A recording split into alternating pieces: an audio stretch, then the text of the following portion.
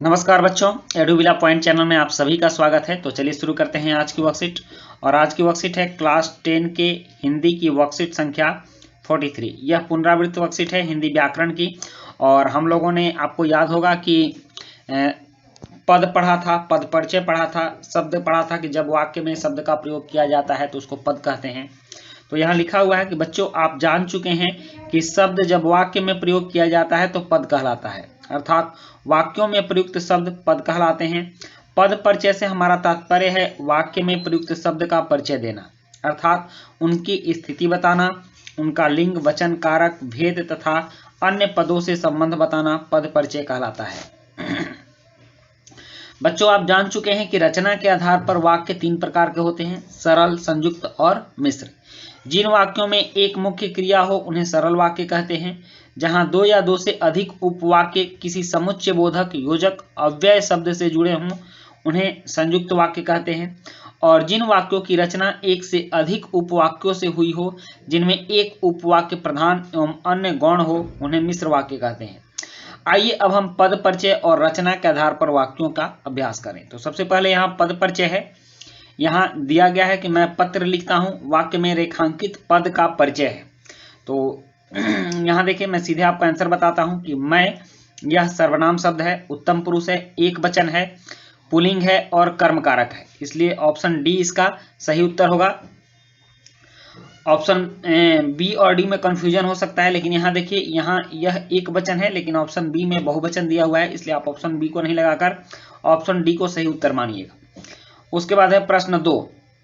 प्रश्न 2 है कि राम ने रावण को मारा, वाक्य में रेखांकित पद का परिचय क्या है? तो इसको भी सीधे उत्तर देखिए, यह संज्ञा है, व्यक्तिवाचक संज्ञा है, एक वचन है, पुल्लिंग है और कर्ता कारक है, क्योंकि राम ने रावण को मारा। तो ऑप्शन बी इसका सही उत्तर होगा।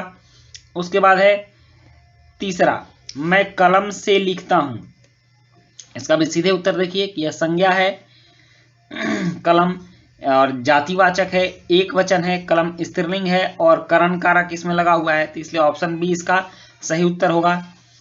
और नेक्स्ट है पेड़ों से पत्ते गिरने लगे, तो पेड़ों से यह क्या है?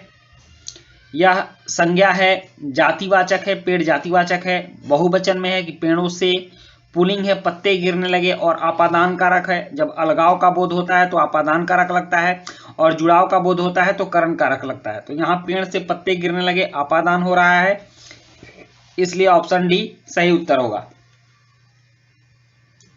5वां है वाह क्या गोल दागा है, वाक्य में रेखांकित पद का परिचय क्या है? तो यहाँ देखिए सीधे, यह अव्यय है, वाह विस्मयादि बोधक है और हर्षबोधक है, इसलिए ऑप्शन ए इसका सही उत्तर होगा।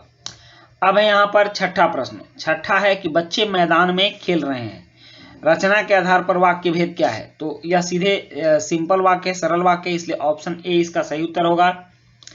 और 7वां है कि बरसात हुई और हम भीगने लगे, यहाँ देखिए, यहाँ योजक और लगा हुआ है, तो इसका सी देखिए, यह संयुक्त वाक्य है, इसलिए ऑप्शन सी सही उत्तर होगा। और 8वां सी, शिक्षिका ने कहा कि कल छुट्टी रहेगी, रचना के आधार पर वाक्य भेद, तो यह मिश्र वाक्य है, कहा कि कल छुट्टी रहेगी, तो यह मिश्र वाक्य है।